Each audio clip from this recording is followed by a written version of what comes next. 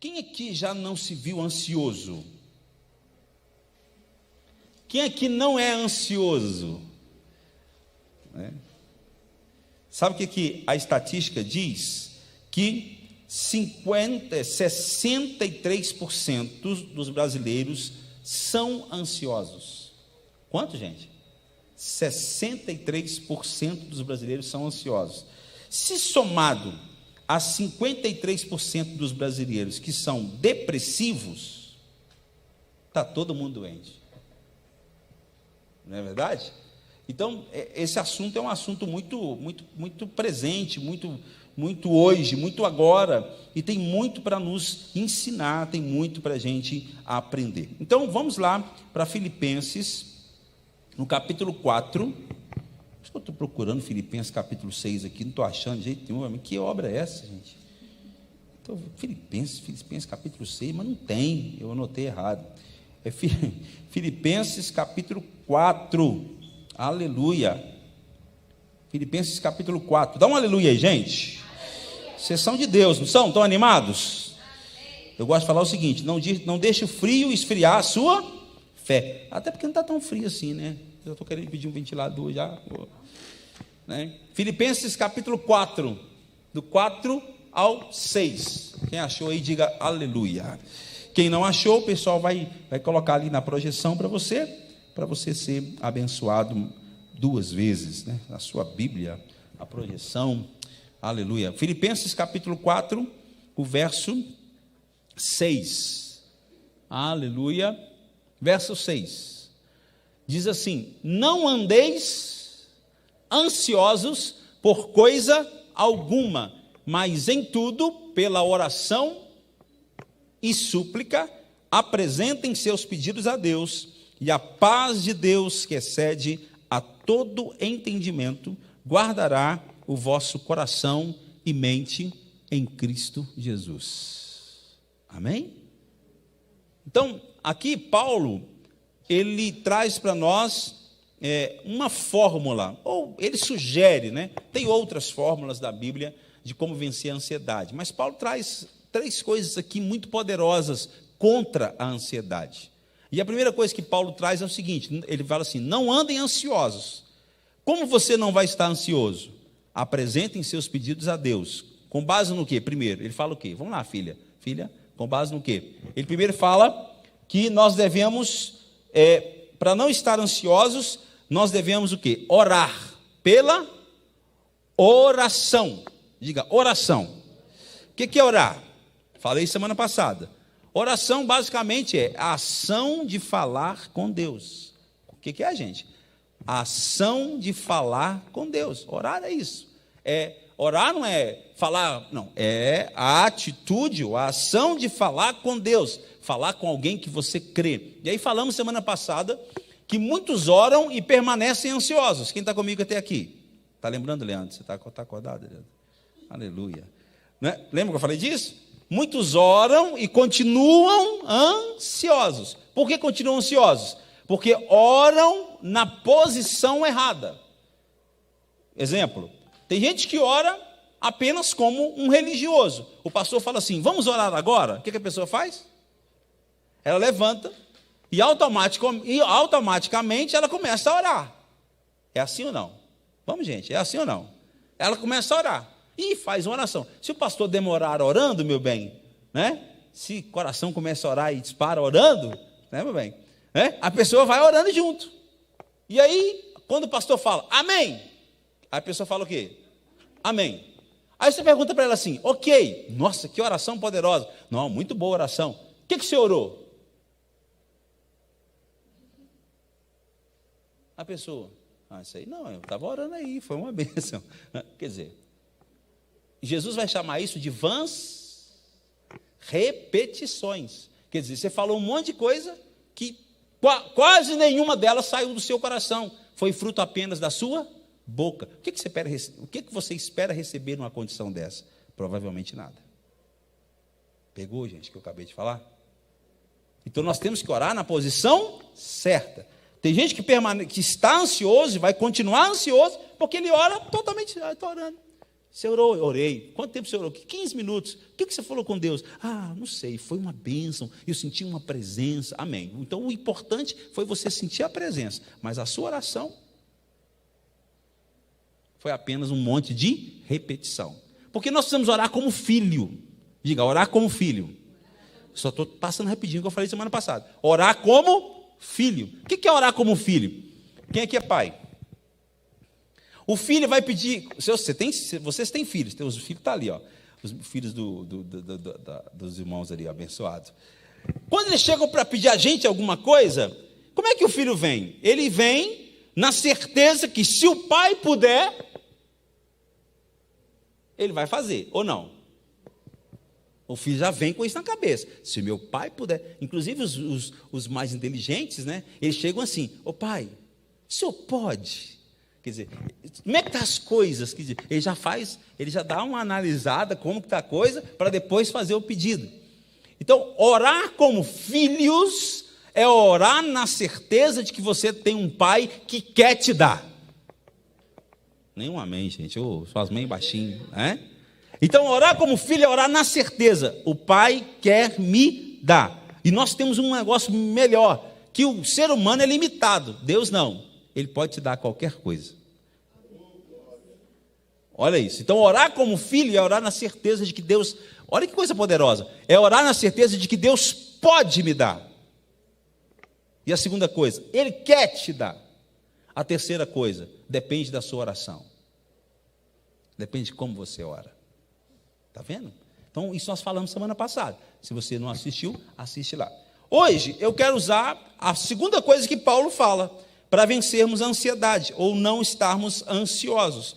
Paulo vai dizer o seguinte: como é que você vence a ansiedade? Pela prática da oração. Volta lá no versículo, Natália. Pela prática da oração. Como é que você vence a ansiedade? Nós vencemos a ansiedade pela oração e que mais? E pela súplica. E o que é súplica, gente? Súplica é um pedido de alguém que crê, mas está desesperado. Explico. Súplica é o pedido de alguém que crê, mas está desesperado. Sabe o que é súplica? Súplica é, imagina alguém gritando socorro. Amém, gente? Socorro! Alguém que está gritando socorro, ele crê que ele vai ser atendido? Mas o desespero está junto? Está ou não, gente? O desespero está junto. Por mais que ele crê que alguém vai atendê-lo, ao mesmo tempo tem dentro lá atrás um desespero e algo que passa pela cabeça dele de a possibilidade de não ser atendido. Isso é súplica. Súplica e eu acho isso poderoso, porque Paulo não escreveu isso aqui à toa.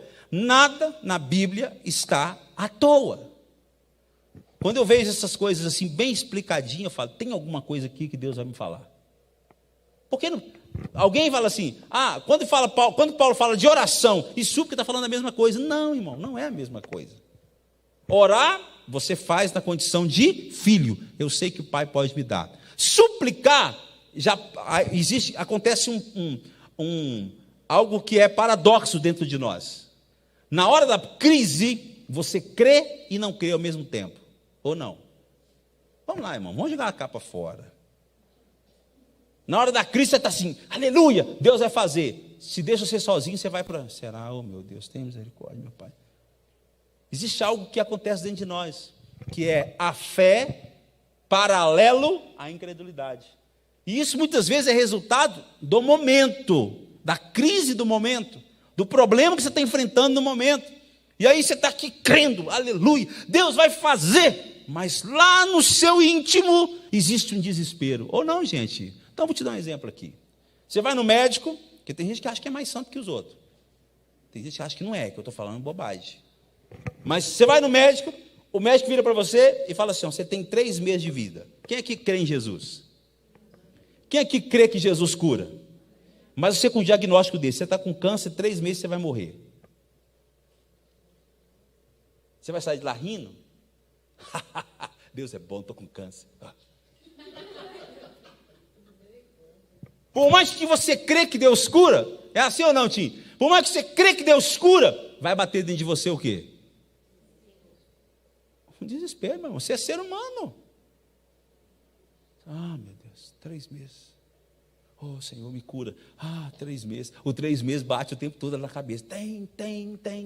Eu vou te mostrar isso na Bíblia. Isso aqui não está à toa. Muitas pessoas entram no desespero, da ansiedade, exatamente porque ele dá mais valor ao sentimento sustentado pelo desespero do que a verdade de Deus que está no seu coração. Porque nós somos um ser, né, tripartido, né? Mas espiritualmente falando, nós podemos falar que somos um ser bipartido. Nós temos, tripartido melhor, nós temos corpo, alma e espírito. O espírito está lá firme, crendo. A alma está assim, 3 meses. Vamos, gente, é assim ou não é? E aí você grita, aí sim, lá, súplica. Aí você grita, Pai, socorre-me, tem misericórdia. Toda vez que você faz isso, está acontecendo 2 coisas dentro de você: fé e dúvida. Só que tem gente que não gosta de ouvir essas coisas, mas isso é verdade. Só que eu tenho uma boa notícia para te dar daqui a pouco, amém ou não amém? Porque a gente pensa assim, nossa, mas quando eu estou fé e dúvida, Deus faz. Vou te contar uma coisa, Deus te ama tanto que Ele faz. É bom, não é bom isso? Obrigado, né, Anso? Deus te ama tanto que Ele faz. E eu vou mostrar para você, vou te provar que Ele faz. Quer ver? Vamos aqui, ó. Aleluia. Por isso você não precisa ficar incrédulo. Mesmo na dúvida, creia. Quem entendeu o que eu falei agora? Viu, Leandro? Mesmo na dúvida, creia. É paradoxo, mas é o que acontece dentro de nós. Mesmo na dúvida, creia. O meu Deus é poderoso para fazer infinitamente mais. Pai, enche meu coração dessa verdade, porque tem um negócio aqui dizendo, Senhor, que vai ser difícil. Mas aí é bom você entender, não, é difícil mesmo. A gente não tem que de alguma forma, falar que não é. Não, mas tem algo aqui que é difícil mesmo. Mas para Deus, todas as coisas são possíveis. Então, deixa eu te dar um exemplo aqui poderoso sobre isso. O primeiro exemplo que eu vou te dar é os discípulos de Jesus, quando chamados a atravessar o mar. Quem lembra? Se as meninas quiserem projetar ali, Marcos capítulo 4, 37. Precisa ler ou posso contar rapidinho para ganhar tempo? Então, vamos lá. Jesus entra no barco e fala com os discípulos, passamos para a outra margem. Fala para alguém que está do seu lado, passamos para a outra margem. E foi poderoso aquilo, e aí todo mundo animado, Jesus está no barco, está tudo dando certo, começa a travessia. E aí, irmão, quando pensa que não, parece que a viagem durou um pouco, porque Jesus até dormiu.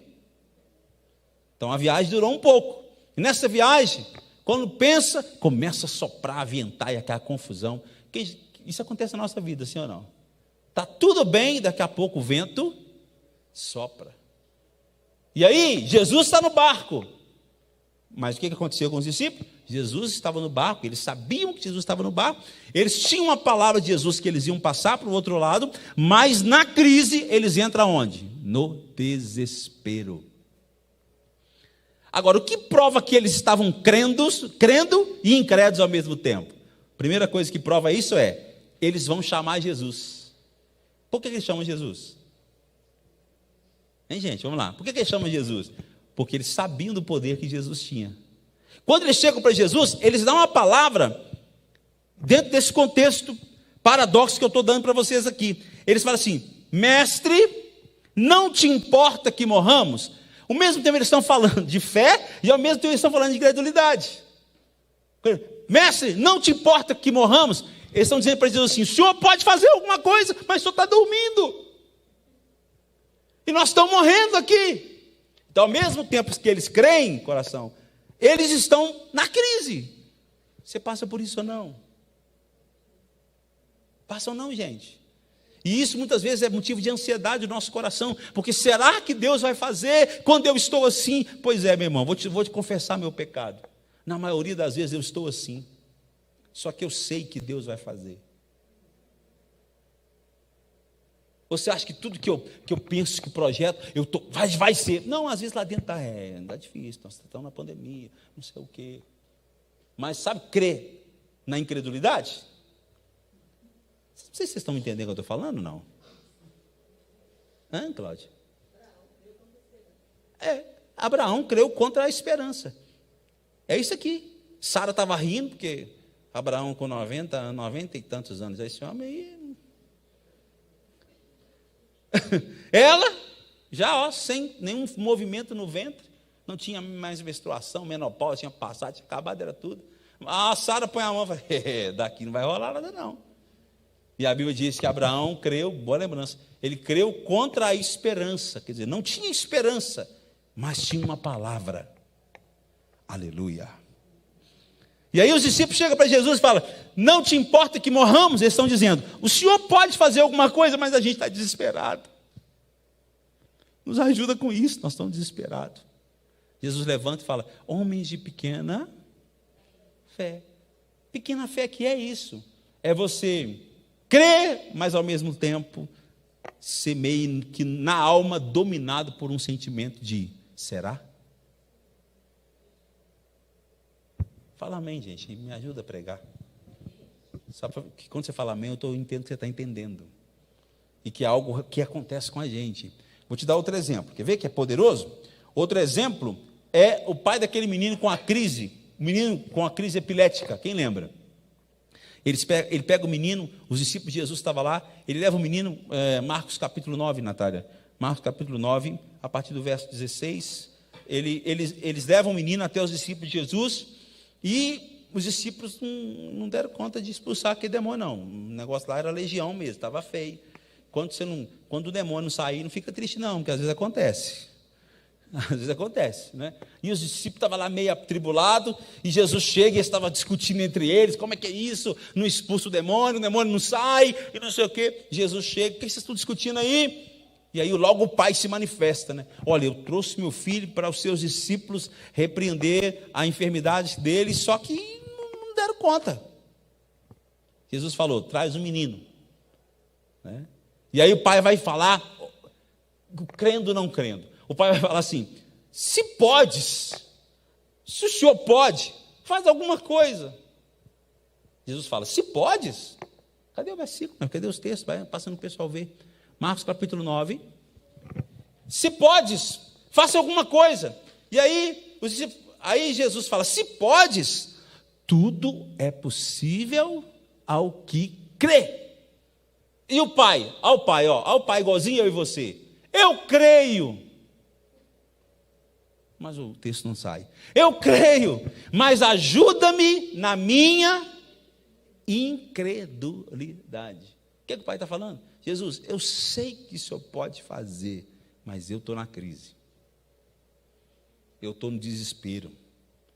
Eu já lutei demais com esse menino.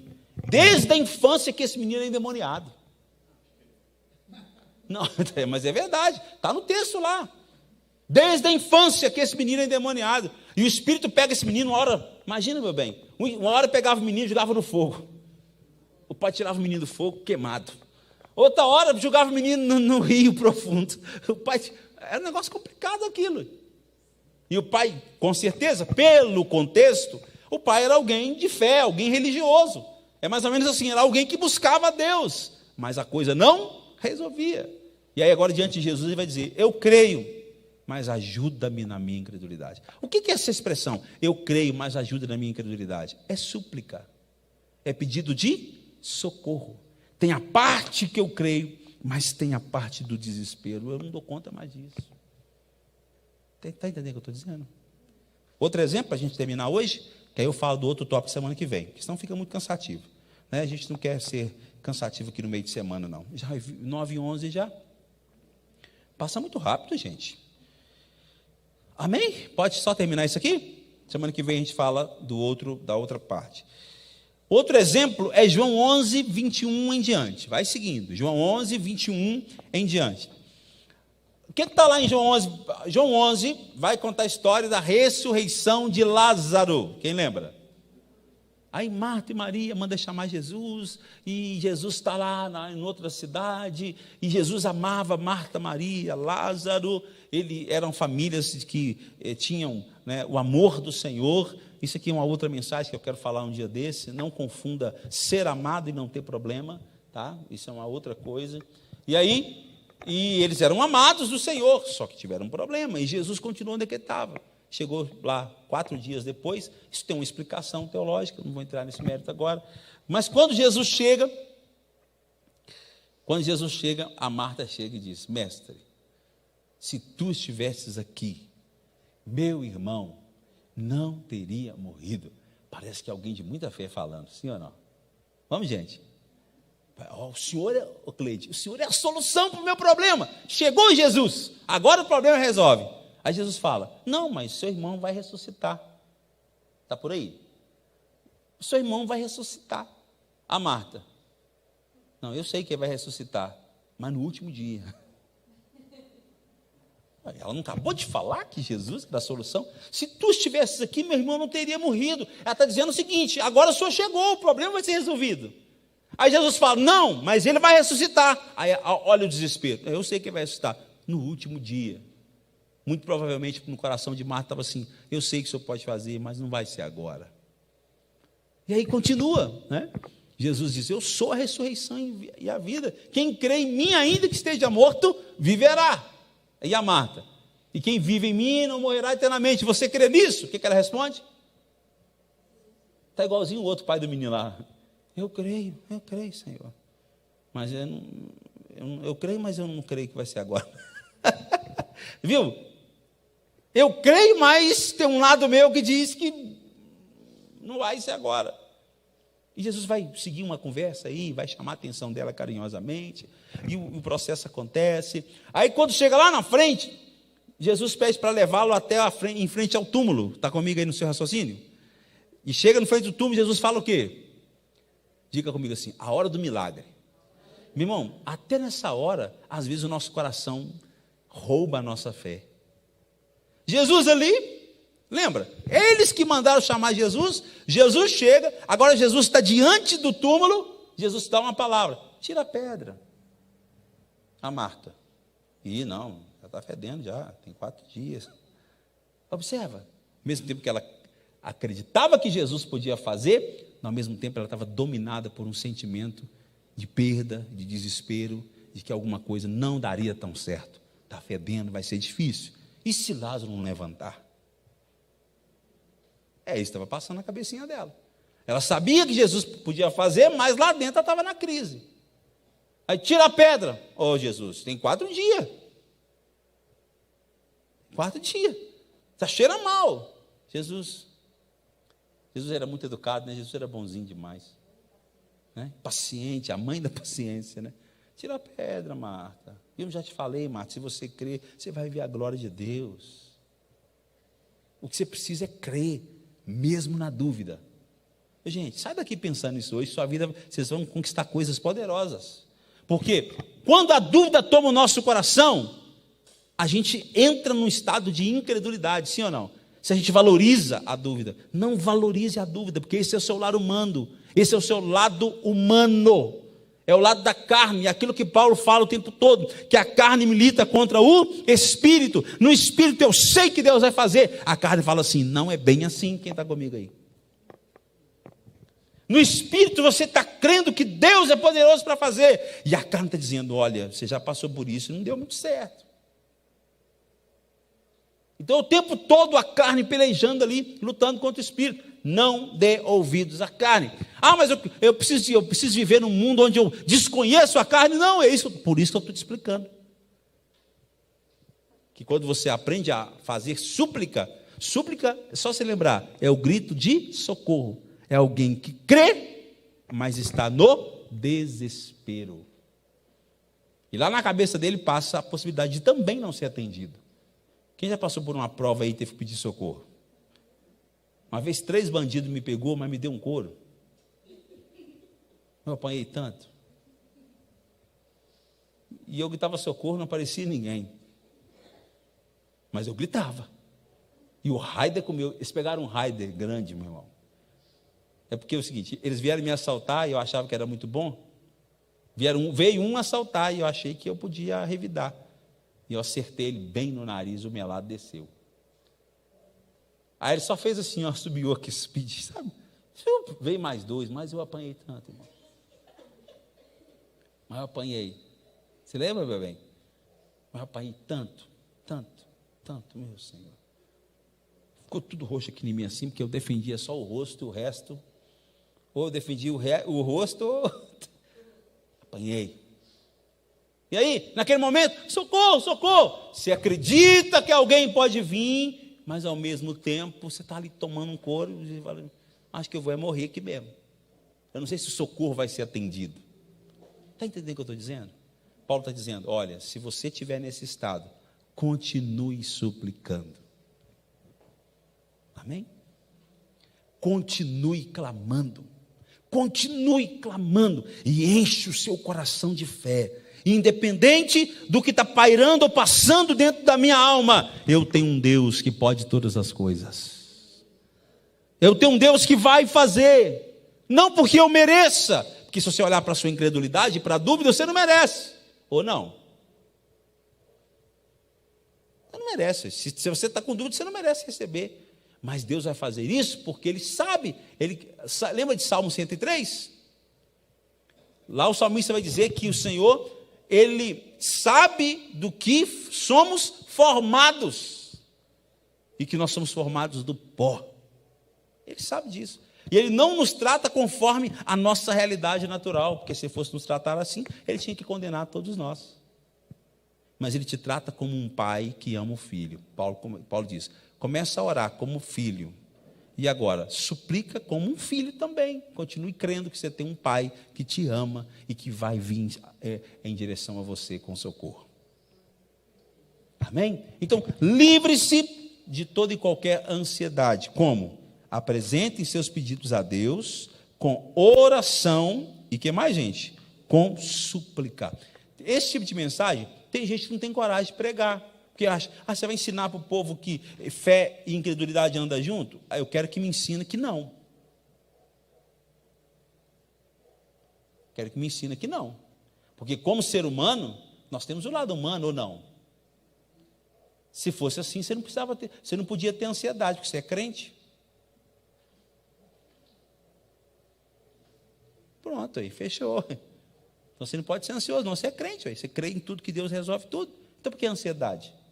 A ansiedade é o lado humano nosso. E é na ansiedade que o desespero e a crise bate.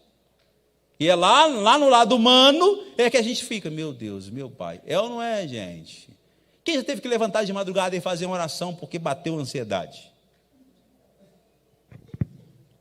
Né? Mas tem gente que quer espiritualizar e dizer que não acontece isso. Por que não acontece? É melhor você reconhecer que acontece. E saber que você não é tratado segundo as suas faltas. Porque se fosse assim, Deus já tinha consumido a gente. Mas quando Deus vê que no teu espírito você crê, mesmo na incredulidade da carne, tem favor de Deus vindo na tua direção. Crê nisso, diga aleluia. Livre-se da ansiedade. Inclusive da ansiedade de ficar preocupando com essas coisas. Que é outra coisa que vai um pouquinho além. É você estar ansioso com a ansiedade. Sabe como é que é? É você estar ansioso com... Mas eu tem hora que eu fico com dúvida. A pessoa entra na crise porque ele pensa que tem hora e fica com dúvida. Quem de nós não fica com dúvida em algum momento? Mas Deus não nos trata assim. Quer ver? Abre o Salmo 103 para me terminar rapidinho lendo aqui com eles. Vamos lá? Só para a gente orar em cima disso. Para você sair daqui abençoado e não sair com nada no coração, nenhum sentimento de culpa.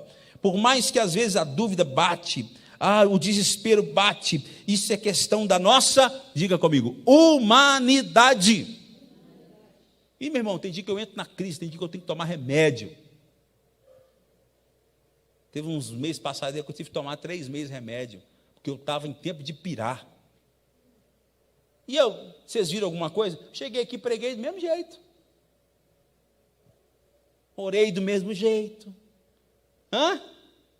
Segui. Mas e a carne estava como? Síndrome de pânico. O trem estava feio na minha nuca. Eu sou um ser humano. Está vendo? Só que as pessoas, Cleide, acham que não. Eu sou o homem, o super-homem. a supermulher de Deus.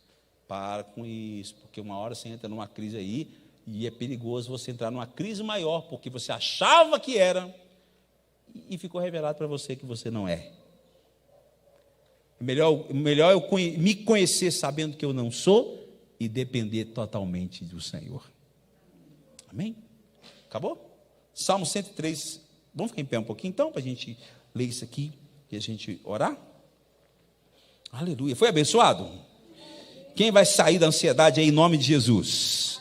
A ansiedade de estar ansioso. Oh, meu Deus do céu. Tem gente que entra na crise porque, não, apóstolo, ora por mim, porque eu não sei, eu acho que eu nem tenho fé. Quem já falou isso? Eu acho que eu nem tenho fé. O negócio é tão complicado aqui, que eu acho que nem fé eu tenho. Não, você tem fé. Muita fé. Deus te deu o dom da fé. Quem recebeu o dom da fé aí? Né? Você recebeu o dom da fé, você tem fé. Agora, você é um ser humano. E às vezes é tomado por dúvida, incredulidade, desespero. Um dia nós estávamos tirando férias não, né? Tiramos uns dias e fomos, não sei se foi para o Espírito Santo, meu bem, que a Natália sumiu lá. E a gente estava na praia, tranquilo, aguinha de coco, tranquilo. A Natália entra na água, sai da água, eles eram menorzinhos, Davi estava lá, chegou, né, moreninho mesmo. Aí, Davi estava lá, é mesmo. E aí a Natália foi numa ducha, não estava funcionando. Ela chegou, pai, eu vou na ducha. Mãe, beleza, pode ir. A gente meio que olhando. A ducha era assim, atrás da gente, sei lá. Aí a Natália vai na ducha, não tinha água. Ela não avisa a gente não, vai para outra ducha. E eu acho que não tinha água também não. E ela foi andando, caçando ducha onde tinha água. Quantos anos a Natália tinha? 6 anos. E nós lá, ó, tomando aguinha de coco, tranquilo. Então, olha, Preta, cadê a Natália? Aí coração, está na ducha. Aí a gente vai olhar a ducha. Não está na ducha não. Aí vamos na outra ducha. Não está também não. Vai na outra ducha. Não está também não. No marão daquele. O que aconteceu? O coração começou a entrar no desespero. E eu também, só que eu fazia de forte. Não, vai dar tudo certo. Deus está no controle. Mas aqui dentro eu estava em tempo de dar um treco. E Natália não achava. E a gente ia para um lado, né? E o Davi procurando. E perguntava, vocês viram a menina assim, menina? Não, não vi não. Vocês viram a menina assim? Vi não. Não, não vi não. E aí, irmão, nós procuramos tudo quanto era possibilidade. Não achamos a Natália. A gente voltou para o lugar onde a gente estava, meio que no desespero já, né? Vamos procurar a polícia, alguém raptou a Natália, e nós no desespero mesmo. Pensa, gente, quem tem filho pequeno sabe o que eu estou falando. O desespero bateu, e eu tentando controlar, porque coração desesperado, e eu tentando controlar. Oh, meu Deus, tem misericórdia. Mas lá dentro de mim o coração faltava pouco pular para lá de fora. Quando penso que não, vem a Natália. Chega a Natalinha lá. Você não sabia se batia, se abraçava, se amava. Você não sabia o que você fazia. Foi ou não foi, meu bem? Chegou assim. Você estava, Natália? Estava procurando uma ducha com água. Entendeu? Chegou lá normal, Natália, sim. Agora, não, eu sou santo. Eu tenho uma fé tão comum. Não, irmão, aqui, vou te confessar. Naquele momento, eu achei que eu tinha perdido a minha filha. Era isso que eu estava crendo naquele momento. Eu não estava crendo que Deus ia trazer a Natália de volta, não. Mas tem gente que não sei o que acontece, é hipócrita, e acha que você não passa por isso. Mas naquele momento eu não estava crendo, não. Naquele momento eu já estava perdido. Acabou. Perdemos a nossa filha. Estragamos a nossa vida. Viemos para uma viagem para perder a nossa filha. É o que passava aqui dentro. Mas do outro lado, não, o Senhor é poderoso. Aqui dentro, perdeu, meu filho, já pegou, vai estuprar sua filha, vai machucar ela, vai vender ela para outro país. Gente, não é assim que a gente pensa. Não é assim.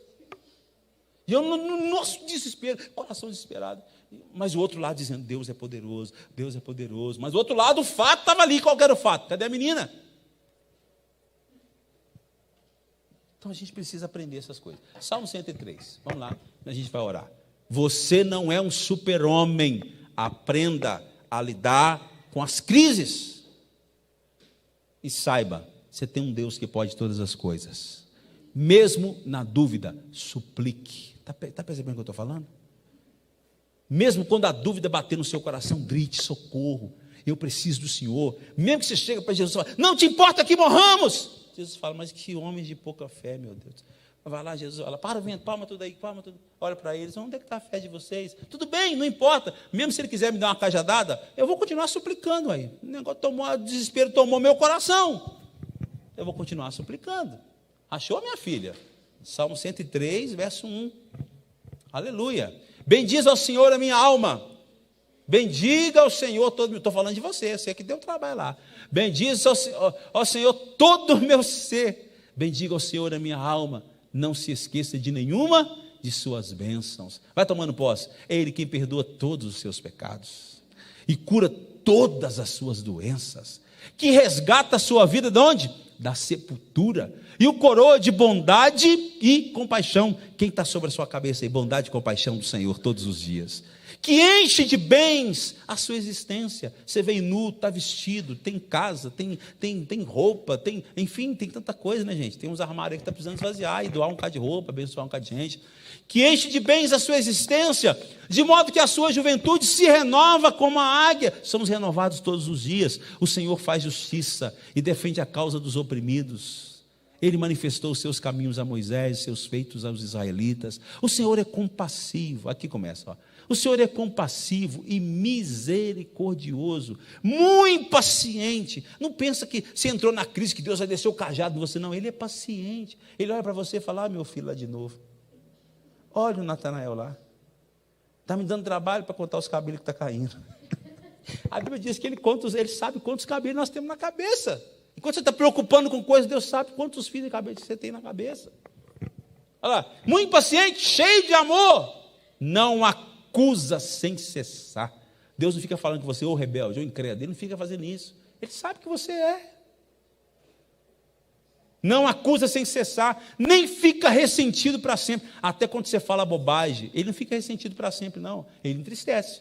Não entristeçais o Espírito Santo, com o qual vocês foram selados para a redenção. Mas tem dia que sai bobagem da sua boca. Ou nunca saiu? Ah, nunca saiu? Tem dia que você fala uns trem, que o Espírito Santo fala assim: mas que decepção. Vamos, gente, sim ou não? O Espírito Santo fala: que decepção. Mas ele não fica ressentido para sempre. Não é igual a gente. Você olha para a pessoa... O Espírito Santo não. Ele não fica ressentido, não. Ele sente ali: nossa, estou decepcionado com o Natanael, viu? Ô, Natanael, de novo. Acontece. Olha lá. Não fica... filha, eu estou na decepção ainda. Não acusa sem cessar, nem fica ressentido para sempre. Isso. Não nos trata, lá, conforme o quê? A ansiedade, no campo da espiritualidade, é pecado. A ansiedade como patologia, eu falei isso aqui um domingo desse. Expliquei ou não? A ansiedade, doença, não é pecado. Mas a ansiedade no campo da espiritualidade é pecado. Por quê? Porque é duvidar de que Deus pode fazer. Vou te explicar. Se eu falo para você, Leandro, vamos chegar Leandro aqui. Se eu falo com você, Leandro, amanhã eu vou depositar R$1.000 na sua conta, uma bênção. Você vai crer em mim ou não? Você vai esperar os R$1.000 amanhã? Vai, não vai? Com certeza. Eu gosto que responde assim, que aí eu vou pegar no outro agora. Com certeza. A gente fala assim, com certeza. O apóstolo falou aí. Ele vai cumprir. Ele vai cumprir. É ou não é? Ah, tá. Tem 8.450 promessas que Deus falou a seu respeito. Quanto? Hein, gente? Quantas promessas? Tem uns estudiosos que estão achando mais aí, mas até agora, 8.450 promessas que diz respeito a alguém que nasceu de novo, que está em Cristo. Coisas que Deus disse. E a gente crê? Viu? Se Deus usa uma pessoa para falar com você aqui, que amanhã vai aparecer R$1 milhão na sua conta, eu duvido que você crê. Não crê nada, irmão. Não crê nada. Na hora você dá um glória a Deus, mas você nem dorme de tanta ansiedade. Porque se de fato você acreditasse, você ia dormir tranquilo, amanhã tem 1 milhão na minha conta, minha vida está resolvida, não tem mais problema. É só na hora. Amém? Mas depois você entra na crise, a gente não consegue. Aqui, é pecado. A ansiedade nesse campo é pecado, nesse nível é pecado. Mas Deus não te trata conforme o seu pecado, porque se Deus olhasse a sua ansiedade, Ele não te dava nada. Que aí, gente? Se Ele olhasse a nossa ansiedade, Ele não nos dava nada. Porque a gente fica preocupado até se vai ter comida no outro dia na mesa. Se a gente vai conseguir pagar a água e a luz. É ou não é, irmãos? Se nós vamos ter roupa para vestir, a gente fica preocupado. Por isso que Jesus vai falar no Sermão do Monte, outra mensagem, né, gente? Misericórdia. Não nos trata conforme nossos pecados, nem nos retribui conforme as nossas iniquidades. Até na sua iniquidade, Deus não trata você como a gente trata. Se alguém erra com a gente fala, eu te perdoo, mas não quero mais relacionamento. É assim ou não? Vamos, gente, é assim ou não? Deus não faz assim. Você se lasca todo dia aí, faz tudo errado todo dia, e Deus está lá todo dia, eu te amo. Hoje eu vou te perdoar de novo. Ele renova a misericórdia dele sobre todas as manhãs, para não consumir a gente. Então, todo dia de manhã ele fala assim, eu te amo, mesmo se aprontando. Ô filho que me dá trabalho. Ele está lá te amando. Olha lá. Pois os céus se elevam acima da terra, assim é grande o seu amor para com os que o temem. O que nós precisamos é temer o Senhor, é confiar no Senhor. É como o Oriente está longe do Ocidente, e assim Ele afasta para longe de nós as nossas transgressões.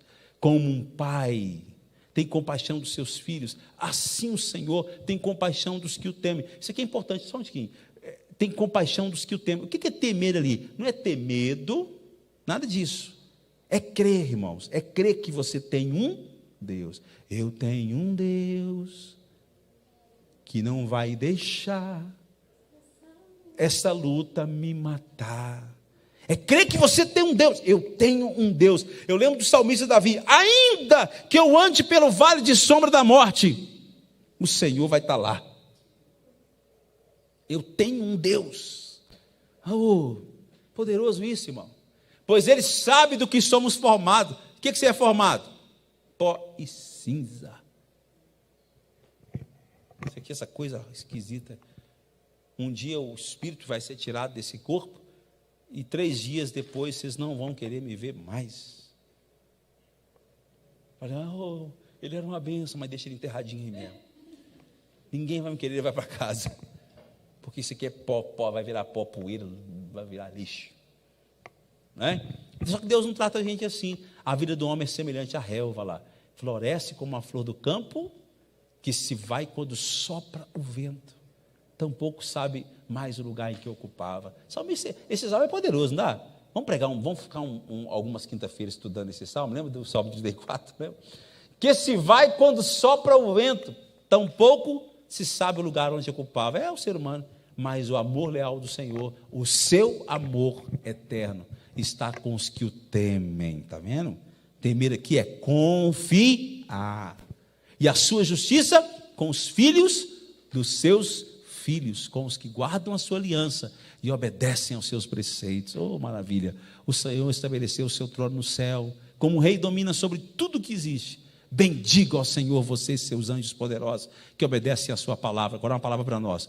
Agora ainda está no céu. Bendiga o Senhor, todos os seus exércitos. E agora? Vocês, seus servos, que cumprem a sua vontade. Vamos embora. Não é esse ainda não. Isso aí. Bendiga ao Senhor todas as suas obras em todos os lugares do seu domínio. Bendiga ao Senhor a minha alma. Acabou aí? Amém, gente? Vamos colocar a mão no coração. Pode confessar o seu pecado. Tem hora que você é incrédulo. Não é verdade? Pode fazer oração e falar, Senhor, tem hora que eu sou incrédulo mesmo. Tem hora que o negócio é complicado. Mas eu vou continuar crendo, mesmo no meu desespero. Eu vou suplicar, eu vou pedir, eu vou clamar, eu vou buscar. Você pode falar com Deus agora?